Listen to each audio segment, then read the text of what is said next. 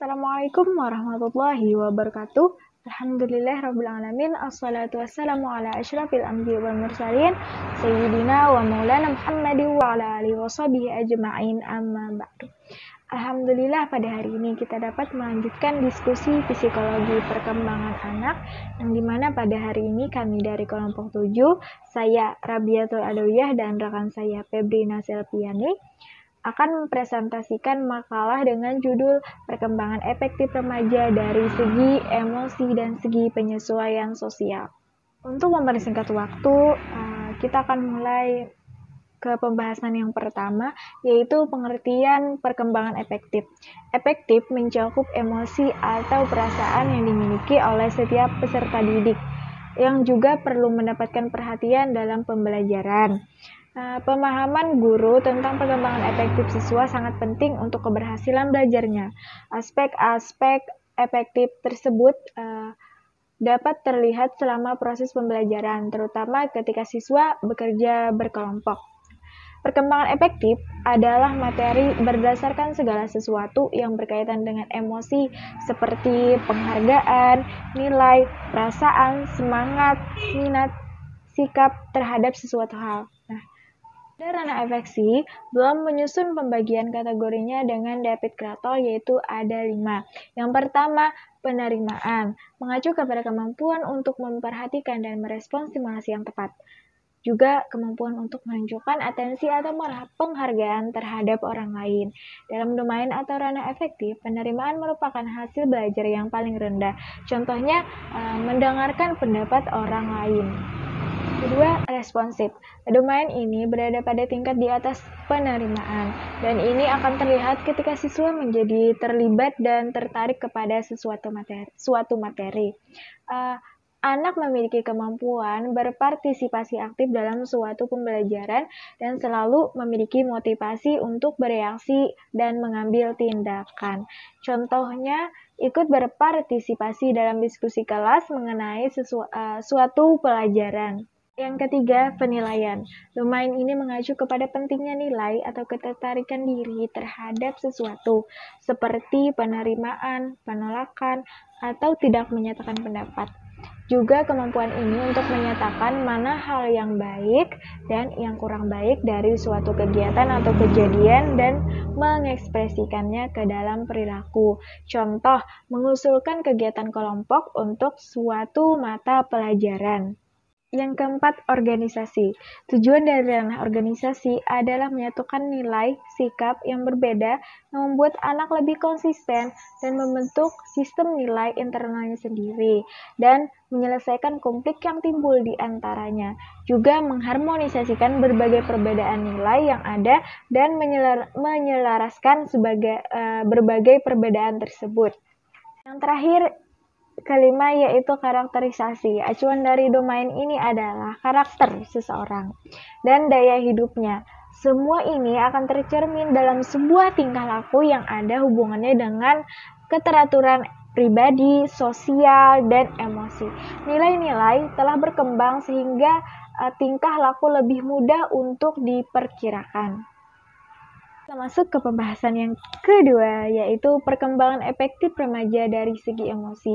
Nah, untuk mengetahui perkembangan efektif remaja dari segi emosi, kita harus mengetahui dulu apa itu emosi. Pengertian dari emosi itu sendiri adalah rasa dan perasaan, merupakan salah satu potensi yang khusus dimiliki oleh manusia. Nah, emosi merupakan gejala perasaan yang disertai dengan perubahan atau perilaku fisik seperti marah yang ditunjukkan dengan teriakan suara yang keras atau tingkah laku lain. Emosi merujuk kepada suatu perasaan atau pikiran-pikiran yang khas, suatu keadaan biologis dan psikologis, dan serangkaian kecenderungan untuk bertindak. Emosi adalah perasaan-perasaan yang menjadi lebih mendalam, lebih luas, dan lebih terarah.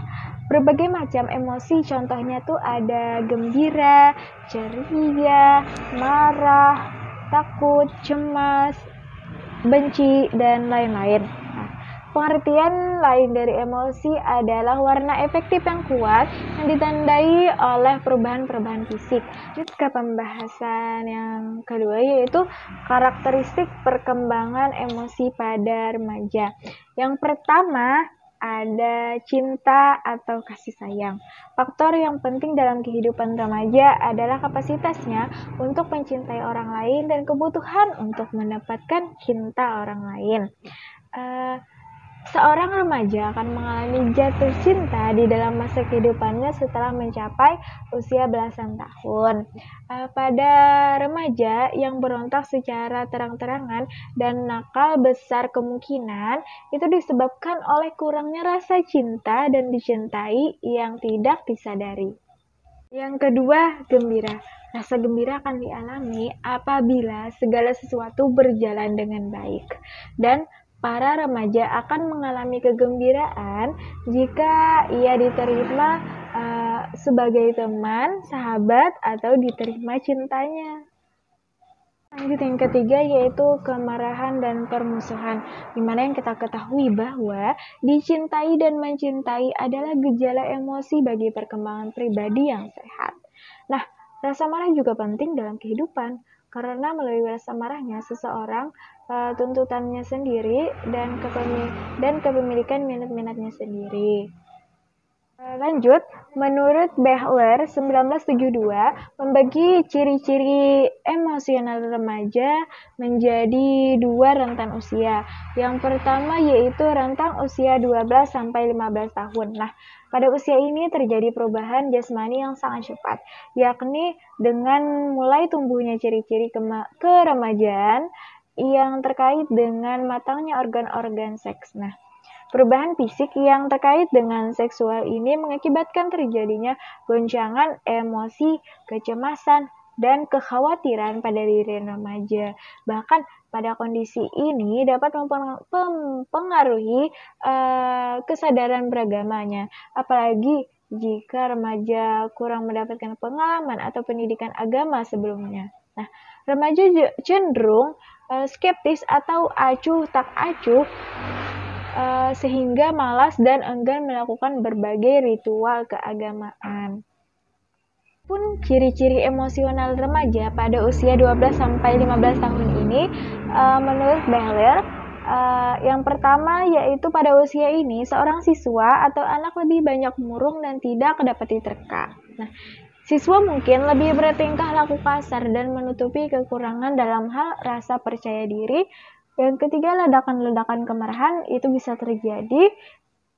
Yang keempat, seorang remaja cenderung tidak toleran terhadap orang lain.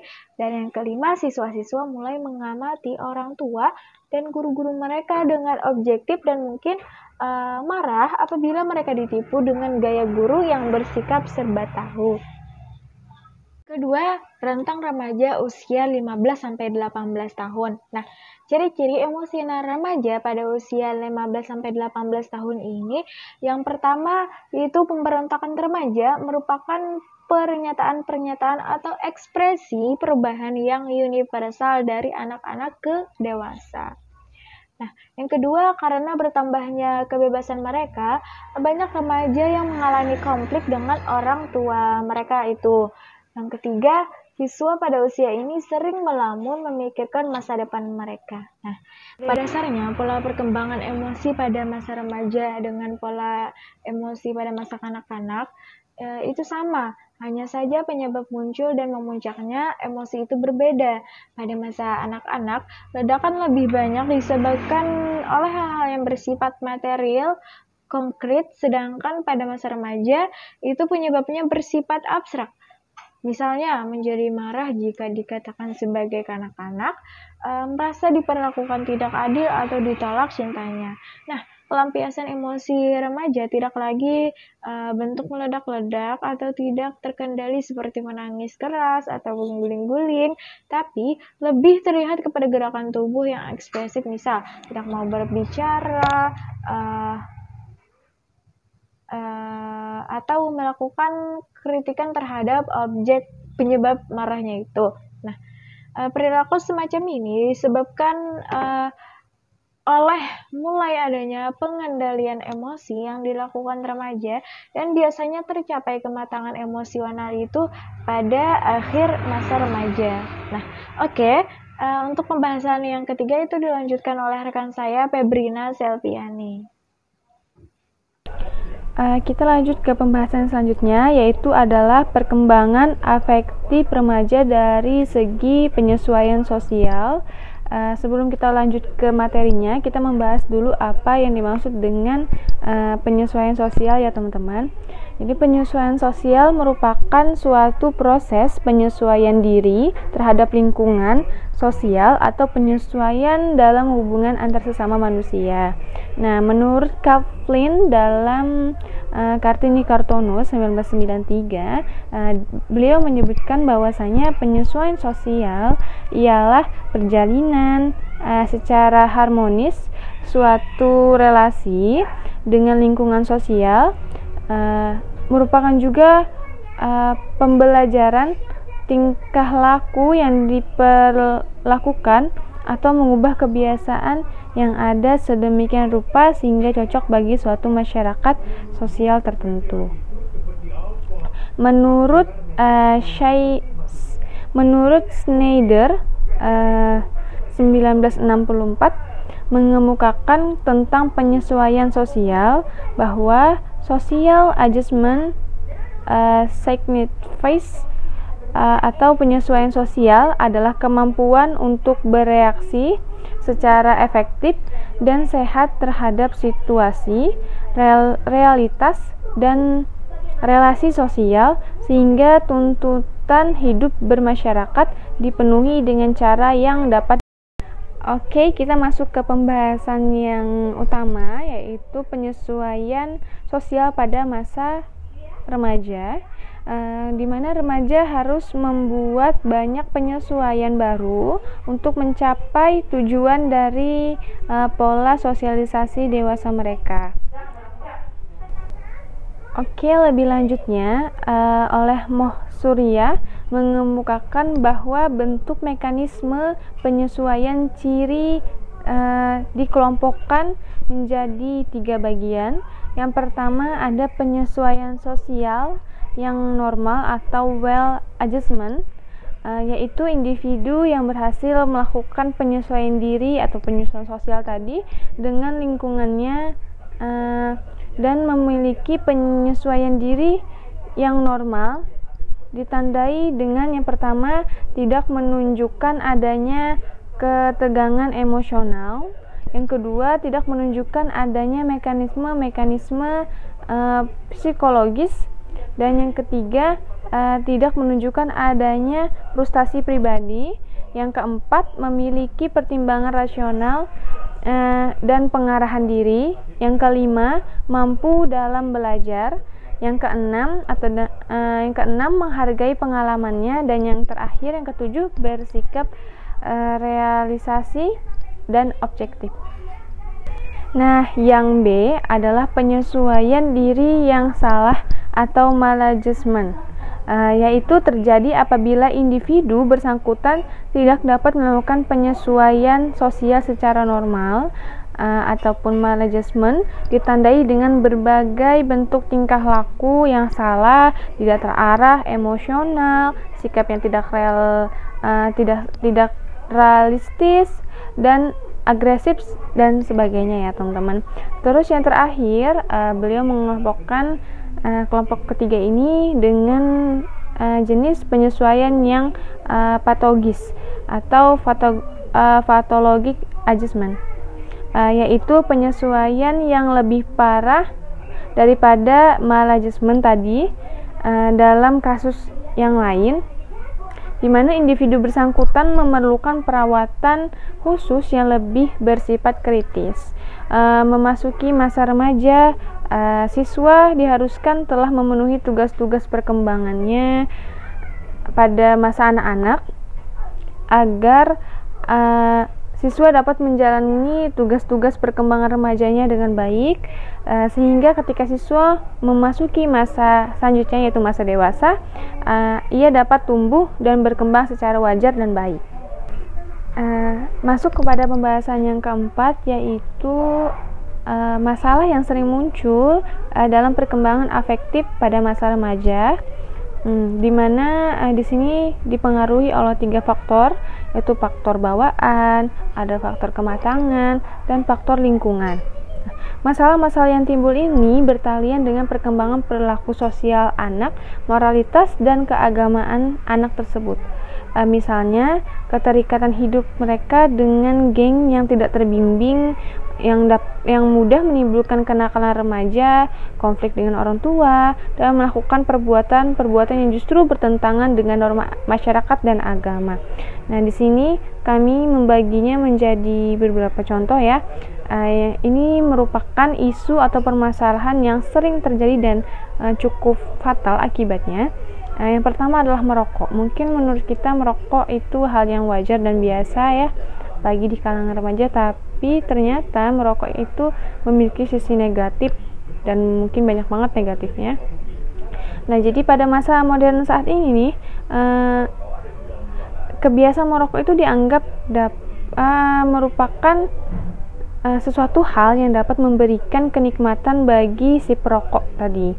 Namun di lain pihak dapat menimbulkan dampak buruk bagi si perokok sendiri maupun orang-orang di sekitarnya ya. Berbagai kandungan zat yang terdapat di dalam rokok memberikan dampak negatif bagi tubuh penghisap dan penghirupnya. Sejalan dengan kegiatan merokok yang dilakukan oleh remaja yang biasanya dilakukan di depan orang lain, terutama dilakukan di depan kelompoknya karena mereka sangat tertarik kepada kelompok sebayanya atau dengan kata lain terikat dengan kelompoknya. Jadi memang biasanya ini seperti yang saya sampaikan tadi terdiri dari 3 faktor ya. Nah, ini adalah faktor lingkungan, di mana aktivitas merokok ini dipengaruhi oleh teman sebaya ataupun lingkungan sekitar yang menganggap merokok itu tidak masalah. Jadi seseorang yang pada masa remajanya tidak memiliki pendidikan yang teguh dan keimanan, juga tidak mengetahui mungkin bahaya dari rokok, maka akan mudah sekali ikut terjerumus dalam merokok ini ya teman-teman. Oke, kita lanjut ke pembahasan yang kedua, yaitu masalah yang kedua adalah penyimpangan seks atau kehamilan di luar nikah ya teman-teman. Ini adalah kasus yang benar-benar fatal dan banyak banget terjadi di dunia. Salah satu bentuk dari kenakalan remaja ya, karena berawal dari mereka pacaran, berdua-duaan dan lain sebagainya, akhirnya hal ini bisa terjadi gitu. Tentu saja banyak pihak maupun pihak sekolah, pihak keluarga itu ketika anaknya mengalami kehamilan di luar nikah, mereka akan berperilaku sangat buruk terhadap anak tersebut ya. Kalau dari pihak sekolah sendiri, anak tersebut akan dikeluarkan dari sekolah, akan diskors dan lain sebagainya. Yang pasti orang tuanya pun juga akan malu, menyebabkan nama buruk bagi keluarganya dan lain sebagainya. Nah, jadi penyimpangan seks atau kehamilan luar nikah ini memang benar-benar berpengaruh pada kehidupan remaja, dan ini marak terjadi ya teman-teman di dunia ini. Nah, yang ketiga adalah remaja dan HIV/AIDS. Nah, mungkin teman-teman udah tahu apa itu HIV/AIDS. Oke, saya jelaskan sedikit tentang berita terkait penularannya ya. Ini penularan HIV/AIDS ternyata menyebar sangat cepat di kalangan remaja dan kaum muda ya, karena tadi pergaulan mereka yang bebas, gonta-ganti pasangan, dan lain sebagainya lah. Penularan HIV di Indonesia terutama terjadi melalui hubungan seksual. Nah, tadi yang tidak aman, yaitu sebanyak 2.122 kasus atau 58% ya. Dari beberapa penelitian terungkap bahwa semakin lama semakin banyak remaja di bawah usia 18 tahun yang sudah melakukan hubungan seks. Nah, ini berhubungan dengan poin yang kedua tadi, penyimpangan seks atau kehamilan dua nikah ya. Terus penularan lainnya juga dapat dari jarum suntik dengan yang digunakan dengan bergantian dan juga dari transfusi darah. Nah, FKUI RSCM melaporkan bahwa lebih dari 75 kasus infeksi HIV di kalangan remaja terjadi di kalangan pengguna narkotika. Jumlah ini merupakan kenaikan mencolok dibandingkan beberapa tahun yang lalu. Nah, perubahan fisik dan emosional pada remaja yang memengaruhi dorongan seksual. Kondisi ini mendorong remaja tahu dan mencoba sesuatu yang baru, termasuk melakukan hubungan seks dan penggunaan narkoba. Ya benar ya, karena kalau kita tadi ngebahas tentang materi A dan B yang sebelumnya dijelaskan oleh saudari Rabiatul Adawiyah. Nah, di situ kan ada muncul ciri-ciri atau step by stepnya perkembangan afektif ya pada remaja. Itu adalah munculnya rasa ingin tahu. Nah, jadi rasa ingin tahu inilah yang membuat remaja jadi terjerumus ke dalam pergaulan bebas, penggunaan narkotika. Nah, oke, kita lanjut ke pembahasan yang terakhir, yaitu penggunaan narkotika dan minuman keras ya.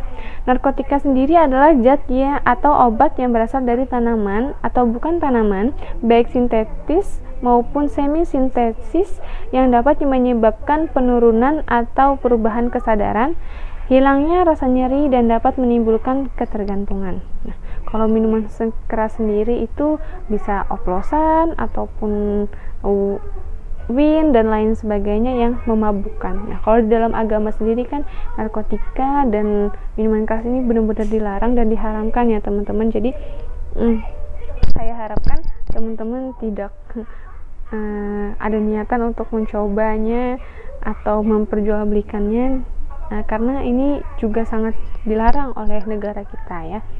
Nah, jadi untuk menghadapi keempat masalah ini sangat-sangat diperlukan sekali peran orang tua. Ketika orang tua sudah bisa melindungi anaknya, bisa mengontrol pergaulan anaknya, dan tidak membiarkan anaknya terjerumus ke dalam pergaulan-pergaulan yang salah, insya Allah anak tadi akan selamat dan juga memiliki masa depan yang cerah. Nah, terus pihak sekolah pun juga memiliki peran yang sama tentunya. Jadi hendaknya pihak sekolah bukan hanya mendidik anak, tapi juga membina anak.